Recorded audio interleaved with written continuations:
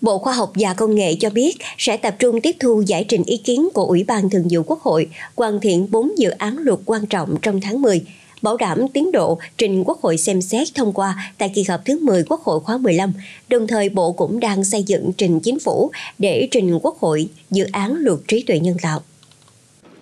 Trong tháng 10, Bộ Khoa học và Công nghệ sẽ hoàn thiện trình Quốc hội xem xét 4 dự án luật quan trọng: Luật Công nghệ cao sửa đổi, Luật chuyển giao công nghệ sửa đổi, Luật sở hữu trí tuệ sửa đổi và Luật chuyển đổi số. Đặc biệt, dự án Luật trí tuệ nhân tạo cũng đang được khẩn trương xây dựng, thể hiện quyết tâm của Việt Nam trong việc đi trước đón đầu về thể chế hóa công nghệ. Đặc biệt, Luật chuyển giao công nghệ sửa đổi hướng đến 6 nhóm chính sách mới, bao gồm mở rộng phạm vi điều chỉnh sang công nghệ chiến lược và công nghệ xanh, khuyến khích thương mại hóa kết quả nghiên cứu và tạo động lực tài chính pháp lý với cơ chế ưu đãi mạnh mẽ, yêu cầu nhà thầu quốc tế cam kết chuyển giao công nghệ.